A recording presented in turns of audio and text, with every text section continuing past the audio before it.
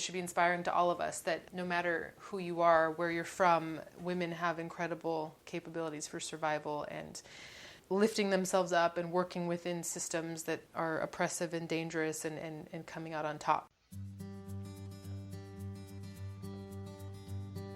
You're listening to The Other 50%, a herstory of Hollywood. I'm Julie Harris Walker.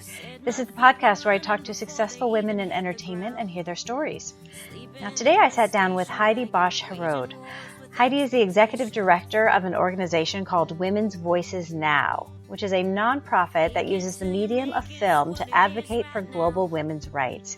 You know I love that.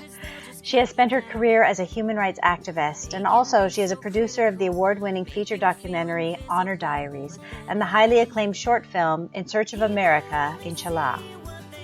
You can find us at theother50%.com for added features, photos, show notes, and the merch. You can also listen on all the podcast apps.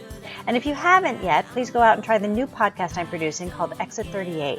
It's a show where a women's studies professor and Sylvia Plath scholar, Emily Van Dyne, and a conservative Christian vet, special needs dad, author, Sean Patrick Hughes, discuss the issues of the day from opposite perspectives while trying to find common ground, which they really do a lot of the time.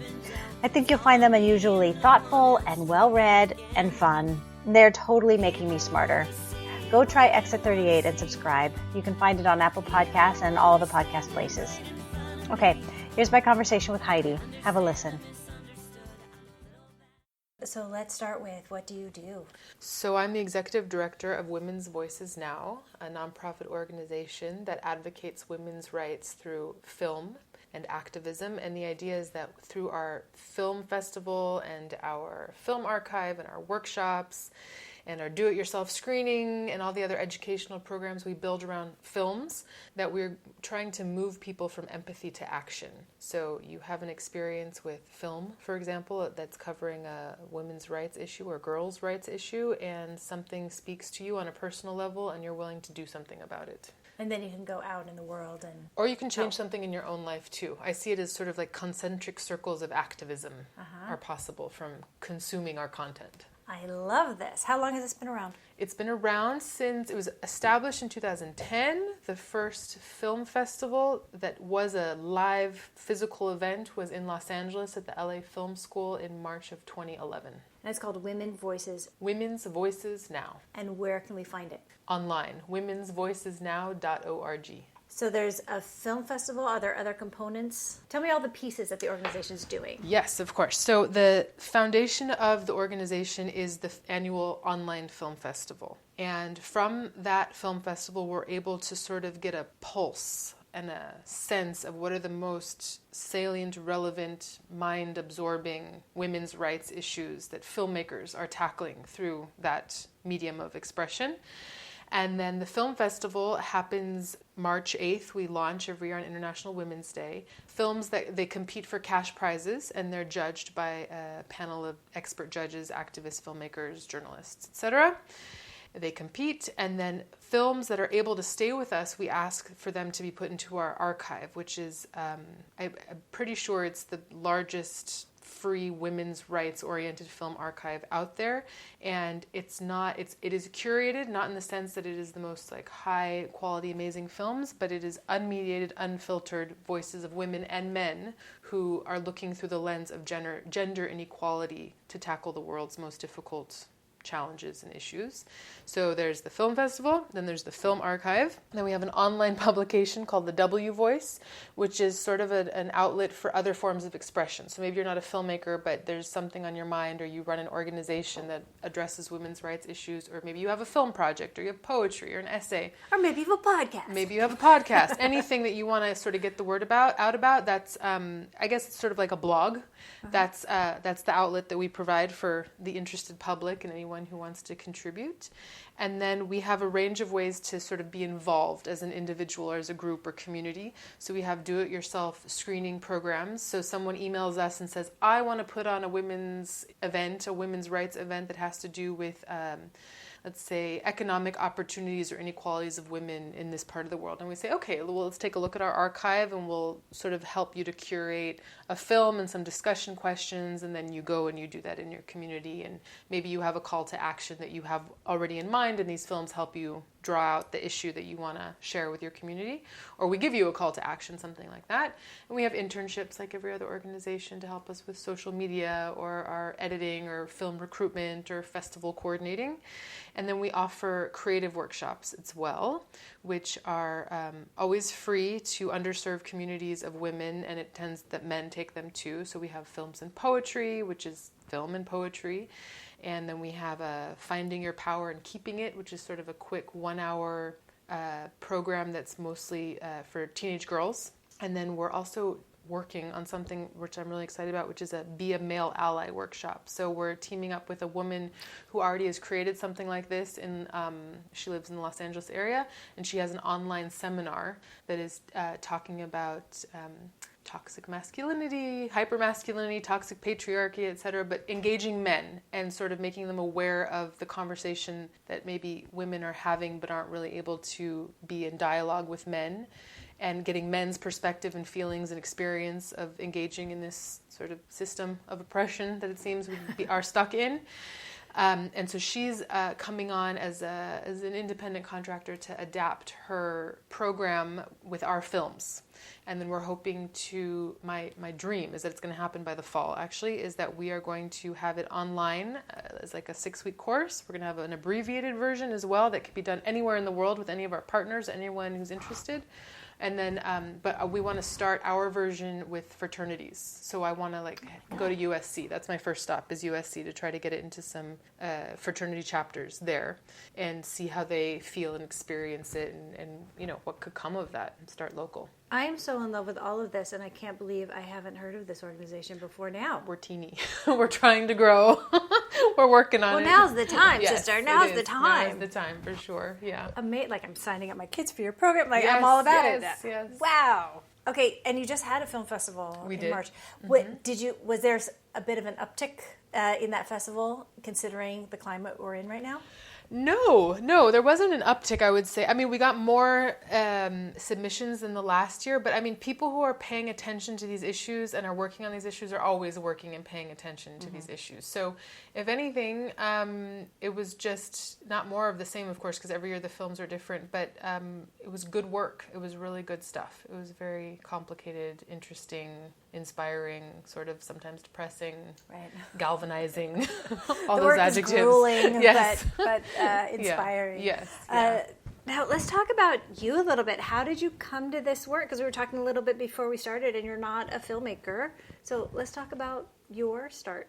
So my background, I call myself a human rights professional activist, because that sort of seems to be what the work I've always done is. So I started my activism work with Students for a Free Tibet at UC Berkeley. I ended up working as a volunteer coordinator for Tibetan Nuns Project, which is a really amazing organization that rehabilitates Tibetan Buddhist nuns who come over from Tibet into India. And then prior to everything that happened in Tibet in the late 40s and in the 50s, nuns, there were always nunneries, just like there were monasteries, but Tibetan nuns never had any resources. They weren't educated. They were just sort of given by their families to the nunnery as a way to take care of them. But you always hear about the priests. You never hear about, or the monks. You always hear the monks. So now what Tibetan Nuns Project does is, first step is to receive the nuns if they're coming as refugees from Tibet. So whatever it needs to make them as normal people as possible.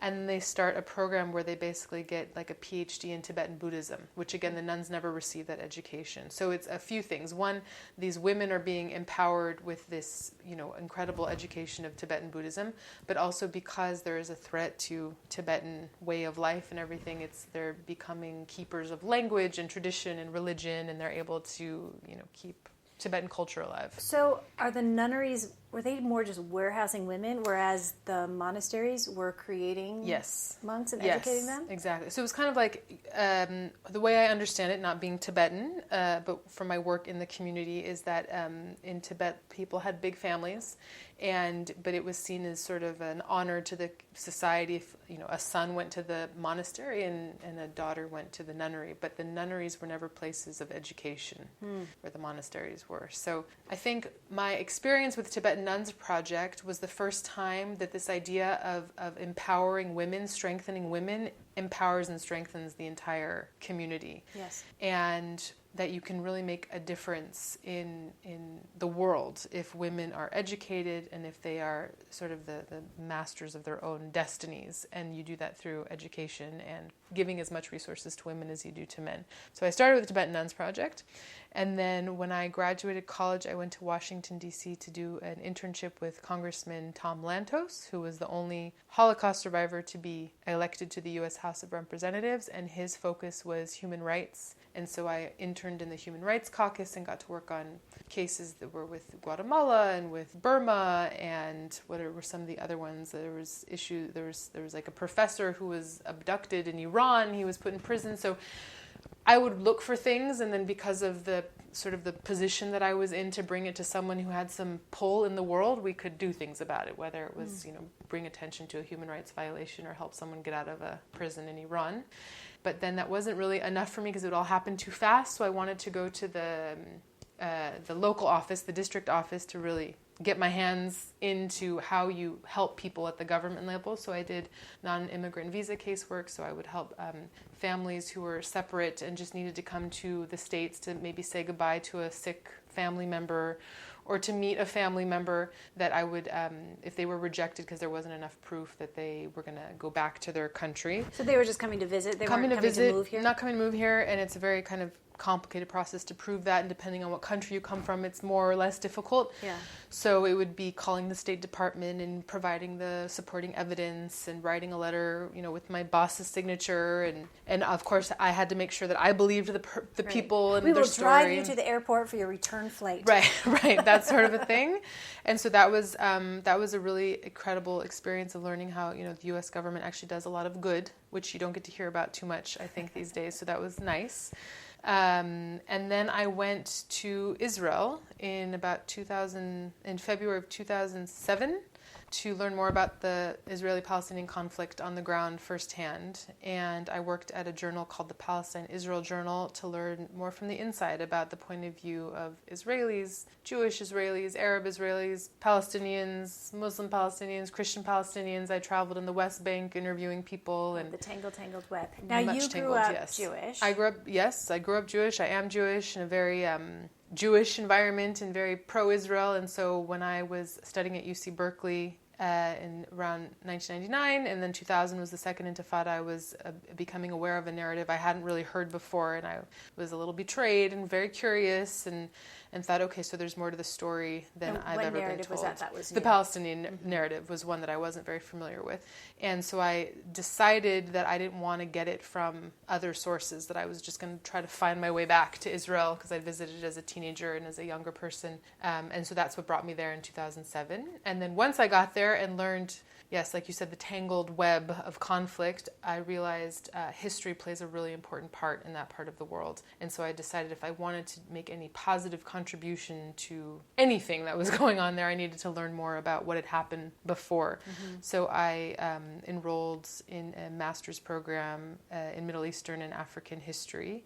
And from that journey of learning about the history of the Middle East and how it was basically, constructed about 100 years ago, and it's falling apart 100 years later, that there's a really incredible story of women's movements in the Middle East that we really have never heard about, I think, until the Arab uprisings of 2010. And I feel like we started hearing women's voices again. So I got very fascinated by Iran and Morocco and Egypt.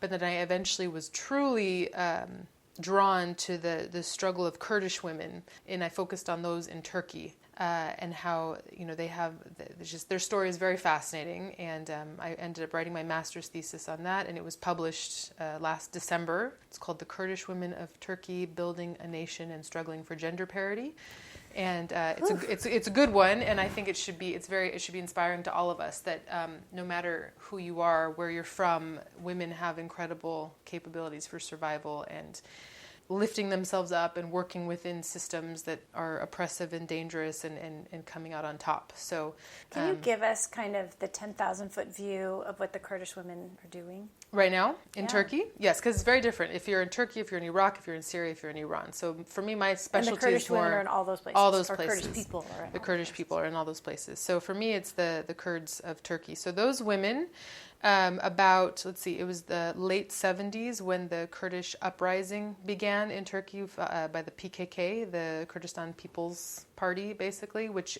is classified as a terrorist organization by the U.S. and many other countries, saw that if it was going to have any influence or gain any momentum in really creating a strong Kurdish resistance to Turkish activities against being Kurdish, that it was going to have to enjoin the women. And so Öcalan, who's the head of the PKK, who's in prison now and has been since 1999, he started undoing gender inequality in a sense, where he recruited women to be fighters. But being a fighter wasn't just about learning how to use a gun. It was also about learning how to read, how to write, how to speak Kurdish, because a lot of Kurds, depending on where they are, they might not speak Turkish, or their Kurdish isn't so great because they were in a Turkish environment. So basically creating whole people, right, who have a right to their thought process and to expression. And from this experience, for a lot of women being guerrilla fighters, when they left the movement, they ended up becoming politicians, journalists, lawyers who could help their community in other ways. Or a lot of my research showed that women who weren't guerrilla fighters, they saw what women could do and become, and it inspired them to sort of stand up to their families and say, no, I'm not going to enter this marriage that I don't want to, or I am going to go work at the grocery store because they're hiring women now, and I can contribute to the family. And so in the last 40 years, Kurdish women have gone from really being in disadvantaged population of their society to becoming, the change makers and the doers and like the future of their community, I think, is what I see. So, and that sort of opposes history where it's not like Kurdish women were all subjugated, helpless women, but usually in history you see that there were Kurdish women who were political figures or fighters or things like this, but they came from upper class families. And the difference is that now in Kurdish society, no matter who you are, where you come from, you can sort of go up a ladder. That's what I saw from that. And it's pretty cool. It's very cool. Why were they labeled terrorists? Because they do terrorist acts, and they're not a state, right? They're not like a state army. They're people without a state, and they're bombing shopping centers and attacking people that are also innocent. Rude. Sort of that thing. I mean, it's that difference between when it's a state doing it, it's like a military operation. When it's non-state actors, it's terrorism.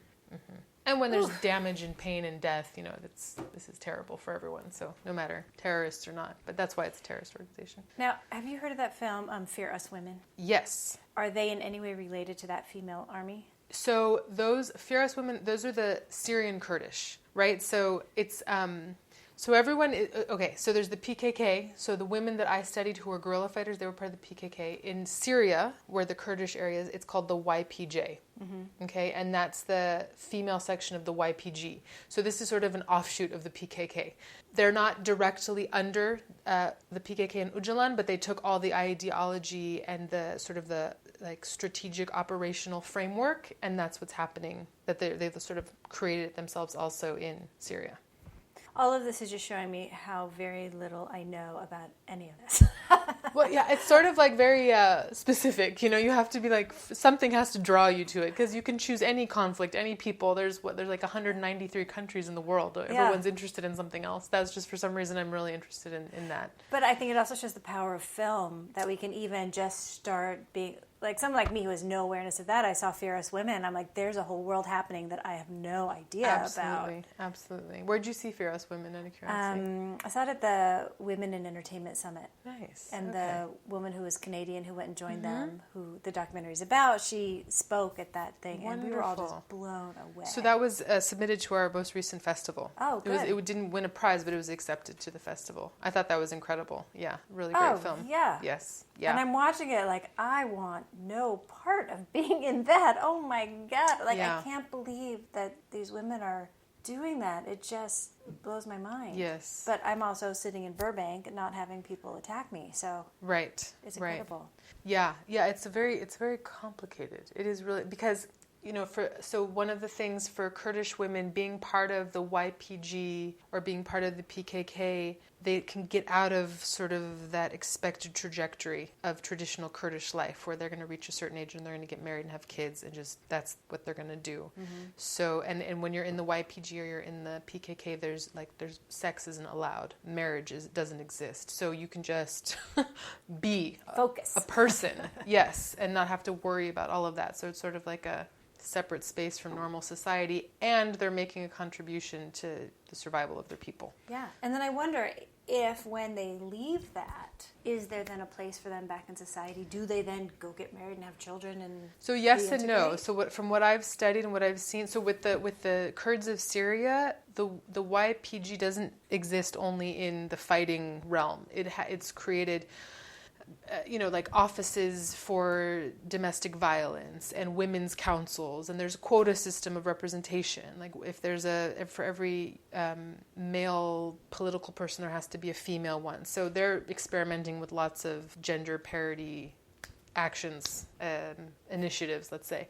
So yes, there's a space for them to not have to go the path of like traditional lifestyle. And if they do go the path of traditional lifestyle, they are not as susceptible to the violence that could happen. And if they were victims of domestic violence, there are actually outlets that didn't exist before. And that goes for Syria and for Turkey. And these women are such badasses. And they're badasses. And they're not asking permission for parity. They're taking it. Yeah. Well, I feel like we've been asking for permission for a long time. Yeah. So that's actually really great that you just said that, because what's been cool is that in my research is I see how it was women were initially used, right, as like a way to get to something else, and then they were going to be left to the wayside necessarily. Like quite often in conflict, women will be used to get somewhere greater, but then the women's agenda, like the Iranian Revolution is a good example of that. Like women were like, yes, be part of the revolution, yes, you're going to have all these rights and freedoms and things like this, and then that wasn't the case when the revolution was done. And that happens in a lot of other places. Algeria, that happened. But in the Kurdish situation, what I thought was so unique is that women took what they were given and then exploded it. And they were not going backward. It was only going to be forward. And it's on their terms and on their trajectory. And that's the really neat and unique thing about the Kurdish story, which I think we could really learn from in the States as well, and all over the world. Yes, for sure. You're not always two steps forward, one step back. Yes, big move forward, huge backlash. Right. What do you kind of make of this moment in history where it feels like worldwide uprising of women, collectively all putting our foot down on the same day? What do you make of that? I make of it, I think it's extremely exciting. I think it's very cathartic. I think the Me Too movement is it's a cathartic movement, right? It's a lot of voice, it's a lot of testimony, confessional, like telling my story, not feeling ashamed, not being the victim and not taking the blame, not being blamed for what happened to me or what I allowed to happen to me. I've noticed that too. It's a shifting of the shame to the perpetrators, yes, which took us forever to even think about doing. Yes, but what I really don't like, and what I'm hoping Women's Voices Now is going to play a part in, is that what I hear, when I see men like, okay, it's time for the women to talk. I'm like, well, that in and of itself is very patronizing. Right. I don't want it to be the time for the women to talk. I want it be the time where we're in dialogue. Like we understand how we got here, even though we thought we were getting away from here. When I watched Mad Men, for example, that was so enlightening to know the world that my mother grew up in and what women before me went through, and then to see how far we really haven't come. So it seems there was never a dialogue. We know intuitively gender equality, respect, dignity, places that are free of harassment and sexual violence, it's a good idea for everyone. It just doesn't seem that we all agree on how that actually feels and looks and plays out. So I appreciate the movement. I appreciate what's happening, obviously, it's truth-telling.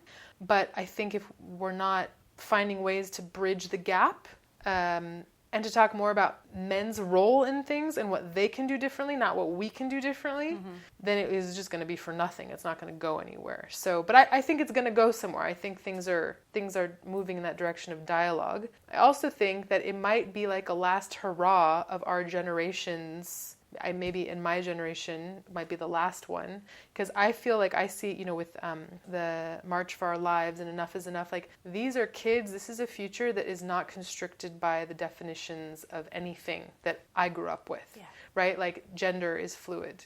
Like you mentioned those kids and I get emotional. Yes. No, it's an incredible, I think the future is something we have no idea what it's going to look like, and for the best and the better. Yeah. And they're just on a completely different plane than we are, and that has to do with social media and, all these like boundaries falling down. And so it's kind of like, sometimes I feel like this Me Too conversation is for like a specific groups of people that are of a certain age, and it's not really going to be necessary for people that are of a certain age that are younger. Yeah, let's hope. Yeah. How do we engage men?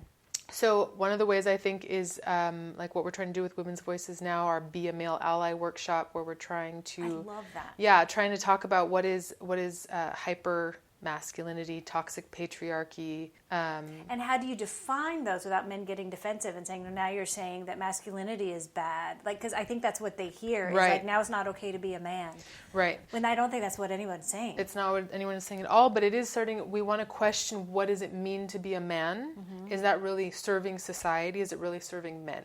So we're going to use film for that. So we have films in our archive that talk about why men solicit sex, or we're going to talk about films that show the darker side of when you're soliciting sex, or there's a lot of films that have done ones that we're going to have to get permission to use, like The Mask You Live In, which was an incredible documentary film that talks about exactly like defining toxic patriarchy, hypermasculinity, the sort of the constructs that men live in, so that they can't even, they don't even identify as that, or the way men are supposed to be friends with each other, like how it's so sort of antiquated or not even real, and like where are we making the relationships, and where is media making relationships for us, like how we relate as human beings. So we'll talk about all of those things in this. That's one idea. The other idea I have for a workshop that I'm hoping to develop is sort of like alternative sex ed, but it's fathers and daughters and fathers and sons. So I haven't worked on this at all yet, but it's going to happen, where we are looking at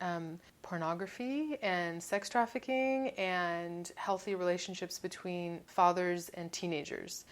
Because there's still, every prom season, the father's on the porch with the shotgun threatening the boys, and that's all so antiquated. So antiquated, because then like the girl has no agency and she needs to be protected. And he's the boss of her body. Exactly. And the boys have no responsibility. Yeah.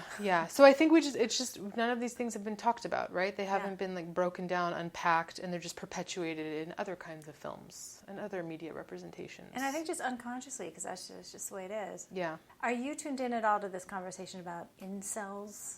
Oh, wait, I just heard it yesterday about being celibate by choice? No, the involuntary celibates, which are guys who aren't able to have sex because they're unattractive or no one's having sex with them, and they feel like they have a right to it. A lot of the male recent acts of violence were men acting out because no one was having sex with them, and they feel like they were entitled to it. But it's this whole crazy online movement with men who feel entitled to women's bodies. So literally just yesterday, we had brunch with some friends that have, all of our kids play together, and that was brought up in conversation. I hadn't heard about it before, but what struck me yesterday about the conversation and today is what is the obsession with sex? Like, why does sex equal acceptance? Why does sex equal connectivity? Like men should be asking themselves that question. Why is how great or who they are dependent on how much sex they're having or getting, or I don't know, it's kind of a weird obsession, in my opinion. Yeah. Yes. It's interesting. I'm watching all the dialogue online. Fascinating. I have to look into it. Well, the New York Times put out an article the other day where they did a big discussion about it, and someone suggested there should be a redistribution of sex, which I heard as a redistribution of women's bodies as if they are commodities. Like, it's such a bizarre conversation to me, and I just wanted to hear your take on it if you were plugged into that. Yeah. What is your strategy for pulling men into this conversation about redefining masculinity? Because I think the ones who are gravitating towards that are gravitating towards it, and then the other 99% Is not. Yeah. So what we're going to do, what our plan is, so the woman that we're working with, who we've asked to develop a program through using our films and in collaboration with us, she's done this a few times, and so she has some alumni. And we intend to ask those alumni, men, to help us recruit other men. So including when we go to the fraternities. We want male graduates of her program to be the ones that go with her and who give testimony as to why this is something that's worthwhile, and that it's not from an attacking place. It's really like let's heal and bring it together, so that we don't have to worry when we ask a girl for a phone number if she's going to like turn around and say she just that guy just sexually harassed me. Because I feel like there's like a lot of fear. Like there's like no one even knows how to like interact with each other anymore. Now we're just like walking around trying not to bump into each other. And that's not really the idea either, right? That's not the outcome we want. So we're going to... it's clear to women, like, it is so obvious the difference between harassment and flirting, or someone asking you out versus someone being a predator. Like, we're really clear on what that is. And the men who are talking like they don't know what that distinction is, like, on one hand, that's a bullshit. And on the other hand, okay, then let's talk about it and define it. But I think the thing that men aren't realizing, and not to put too broad a brushstroke in it, but once a man gets this and is truly an ally, like, there's nothing sexier to women than a respectful human being who is interested in them. And it can be for sex, right? Like, two people can consensually just be interested in each other for that exploration of their time together, right? Like, that's fine, but it can't be in this predatory, scary power struggle, I think. Yes. And it is that, I think, it's a power struggle. Yeah. And when you say, like, I feel like I literally do not have enough conversation with men about these things, because men are very frightened or don't want to get into these conversations. Well, I think that often the feedback I've gotten is even bringing it up is man bashing. Yeah. So it's hard to even get in there if the first response is such defensiveness. Which I think it's a fair thing to say. There's a lot of man bashing going on, just because everyone can say anything with Twitter and Instagram and Facebook. I mean, all these social media, right? Whatever you think you can just say, and then we tend to like focus on whatever helps us understand things. So I feel like you really can say, like, there's no conversation to be had with this person who just seems to hate all men. Like, I can't talk to that person. Right. They're not open to having a conversation. So it's going both ways. And women are exhausted and saying, "Ugh, men." Like, so how do you start there? Yeah. It's tough. Yeah. Well, so yesterday when I was having this conversation about the incel thing, actually, my friend was saying how he's like, oh yeah, to men and women alike. Like, if someone seems to be having a rough day, I'll be like, because we were talking about how men will often say, like, don't I get a smile or no smiles today? And he's like, oh yeah, I say that to men and men and women equally. And I said, really? Do you really? So then as the conversation was happening, he's like, yeah, sure, I'll say to someone, either male or female, oh, you're having a rough day. And I said, having a rough day is not the same as no smiles for me today. Right. Having a rough day could actually get a smile out of anyone and be like, oh, thank you for acknowledging that I'm in a really crappy place right now. It's not like, show me a smile, And then he's like, oh yeah, I don't say, have any smile. Like, I'm like, words are important. Like, exactly what you say is important. Because men who say that, I don't think 100% of the time they're trying to assert their dominance and power over you. No. But women, most of the time, get enraged when men tell them to smile, and the men are baffled by it. And I told my friend, I said, would you say to a man, no smiles for me today? Like, you would never say that to a man. How weird would that be? That sounds weird. No smiles for me? Like, so it's just, and I could see, like, in his head, he was like, oh yeah, first of all, I never say smiles. I say, are you having a rough day? And second, I would never say that to a man. So I'm like, okay, so like, this is a conversation we've never had before. We're having the conversation. Great. Catch yourself next time. Catch yourself, exactly. Because it does infuriate women. Yes, no question. Even if that's not your intent. No question. No, yeah. I work out at coffee shops mostly, if I can't work at home. And I went to my local Pete's Cafe, down the street from me, and I sat down and got my computer, got my coffee, and I was like, doing my Women's Voices Now work, and this older man, probably between 60 to 80, I don't know how old he was like, oh, this must be the hour when all the cute girls come. I'm like, I know you're not trying to be a jerk, but that's a really jerky thing to say, and it's really belittling and really irritating. But what am I going to... he didn't mean it that way at all. But what am I going to do? Educate this man that comes from another time and place and be like, you really... No, I'm not going to do that. And then I feel like I'm complicit. No, I just said, I guess so, and that was just unsatisfying too. But like, First of all, thank you for calling me cute. Right. Second of all, knock it off. Right. I just want to give like a business card to be like, that's a very inappropriate statement to say. Please go to this website to learn why. You know what I mean? Like, how can I do like a non-confrontational interaction? I bet that would be baffling to him because he thought he was giving you a compliment. Mm-hmm. Or it was making him feel excited and alive, you know? Like, I don't know. Yeah. To like, I don't know. Yeah. But it does crack me up that it doesn't matter how old a man is, he still thinks that a young, pretty girl should be interested in it. Yes, that cracks me up too. Yeah, I don't understand it. Me neither. Yeah. What are the big goals of the Women's Voices Network? Our biggest goal, my biggest goal is really a cultural shift. So this idea that you can't be what you don't see, you can't change what you don't know about. And if you see something different and you become aware of something you didn't know about, are you feeling that you can go out and make a difference in that? And I want everyone who engages with our content to feel like they can go do something about what they see, whether it's in their personal life or in their community or in their school or in the world. And I think I can give specific anecdotes to illustrate what I mean. So 2 summers ago, we were doing a monthly screening series at Venice Arts in Venice, California, and we brought a film called In Search of America, Inshallah. And this film was based roughly on a true story.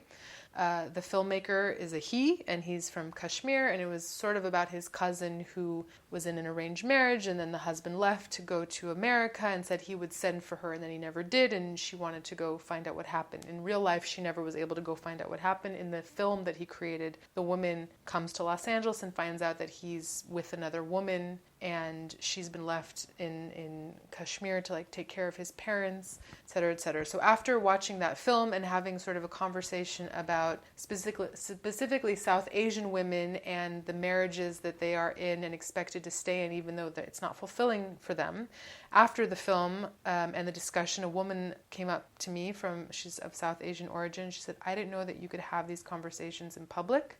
I didn't know that I had a right to feel the way I feel. I didn't know that I could safely talk about this. And it was life-changing for her, right? To see this movie and to be in a safe space to talk about how her marriage was not making her a happier, better person, and that she was in distress. I don't know what happened with her, but for that moment of her life being validated, I imagine that was pretty huge. Yeah, pretty just huge. A moment of, oh, things could be different. Things could be different, and it's not right the way they are. And I'm not the only one who thinks that. So that was a big one. Me Too of a different order. So that's one individual woman. Another way that I would like to see that these films make a difference. I took a set of films that were all in Arabic, but in the dialect that Palestinians would understand. And I had interns at Tel Aviv University, and we created a program with an organization in Nablus called Tomorrow's Youth Organization. We took it was 7 or 8 films to a women's therapy group. And the psychosocial therapist manager of this women's group agreed that we could show these films and then have conversations about them. Conversations were in Arabic. I couldn't understand. I sort of had simultaneous translation. We were sort of there as observers. One of the films dealt with rape. Another one dealt with domestic violence. And as we were watching some of the films, the therapist was watching to see which women had reactions. And when there was domestic violence, there were a number of women who were tearing up. And then with the film that was about a woman who was raped by a man she was engaged to and then didn't want to be engaged to, when the conversation started, 1, she knew exactly who was probably dealing with domestic violence at home, and 2, all these women said, oh, it was the girl's fault. So 2 things happened from there. She knew who she needed to talk to more about their home situation so she could help if they wanted her to help. And the other thing was, this was the first opportunity she had to talk about rape and rape culture in this community, and talking about how, no, it's not the girl's fault. So those films gave her a way to talk about really sensitive things that even she hadn't felt comfortable bringing up with them, even though she had been meeting with them regularly. It's a so way that's change in community. into that deep, deep conditioning. Yes. That you don't even realize is conditioning. Right. And film is sort of like a mirror, right? You see yourself, something resonates, but because it's one step removed, you can talk about it. It's like disassociation, but then it becomes therapeutic because you're willing to connect with it and acknowledge maybe how the mirror actually is reflecting your image as well. It's powerful. Very powerful. And then the third one, where I think on like the international level, we brought a film and discussion to to Meknes, Morocco. And this was a really cool thing because it was in coordination with a local women's center that provides literacy courses and computer training and a way to make money by catering and embroidery work, a university in Meknes, and then this international exchange program where there's these students from, I guess these were mostly American students. And we watched a film about Moroccan women who were entrepreneurs, like making coffee out of dates, and like 6 anecdotes in one short film. And a few amazing things happened. One was the women who were from the center saw, sort of their future, like keep coming to the women's center and you're going to have a way to contribute to your family financially, and who knows what can happen then. You can get, how to use the computer, so you know exactly what your kid is doing on the computer. And that's what they were saying. Like, this is so encouraging. I want to keep learning so I can be a better mother, basically.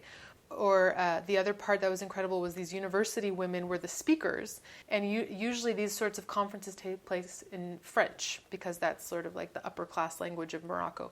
When they saw that they had an opportunity to engage with women of a lower socioeconomic level, they changed and started speaking in Arabic so they could actually have a dialogue with women that they didn't usually dialogue with. And then me being there and the other student volunteers had an opportunity to say, like, what are we doing here in the first place? Like, we're from America, we're coming to Morocco, we're bringing you a film that we got from an American filmmaker, but it's about Moroccan women, and we're coming to this place and time. Like, do you even want us here? Do you even want our input? And the professors and the other, like, government officials that were there, they were like, of course we want you here. We don't want you to tell us what to do, but we all have different experiences and ideas, and we all have to be in this conversation together. So of course we want you here. So it was this amazing experience of seeing how, international cooperation and collaboration, talking about these things, talking about women's issues and socioeconomic inequalities, and those conversations have to happen, because then we can sort of get to a new place and understanding, not from like, I know what's best for you on all those levels, not the government officials telling the simple, quote unquote, women how to live their lives, and not us telling anyone how to live their lives, but like, what can we all learn from each other's experiences, and what do we see is missing so that we can all reach our full potential? So that's what these films can do, right? Is films and discussions, films and presented in a facilitated fashion, it can change everything. It can just change everything. Yeah. You strike me as someone who has a very deeply meaningful life and purpose. Was that something have you always been this way? Or did you reach a point in your life where you're like, you know what, I'm going to have this meaningful life and I'm not going to be chasing the 9-to-5 corporate, whatever? So I have, because I've been asked this question before, I have my answer, good. Yeah. So I was 10 years old, and in my 6th grade reading class, we read a book by Jane Yolen called The Devil's Arithmetic, which is a fictional book, but about the Holocaust, taken different parts and pieces. And I was reading the book, and 10 years old, you kind of become aware of things, and maybe before, but I was 10, I was like, light went off, and I was like, oh, my grandfather's a Holocaust survivor, whatever that means. Like, I hadn't really heard his story, so I asked Grandpa Bill to come and speak to my 6th grade class, and he told his story, and he was so good at telling his story in the sense that, he was like a man who saw the worst of the worst that humanity can do, but he came out alive and had a lot of guilt for that, but also had this optimism that, and this curiosity about the world and life, and his ending message always is that we are our brothers and our sisters' keeper.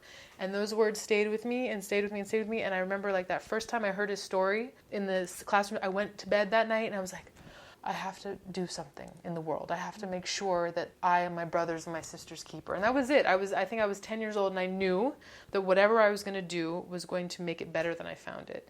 And I feel like that really was that was it. That was the moment for me. That was just like, that's the work I have to do. That's what I'm here to do. And I've been very fortunate that I've been able to do that with my activism and my professional work in it. And I'm also a writer, so like sometimes things inspire me to write. Usually they're like academic articles, but just to help educate people about the different points of the stories and sides of the story. And I also teach Hebrew school. I teach 7th grade Holocaust studies and also about Israel.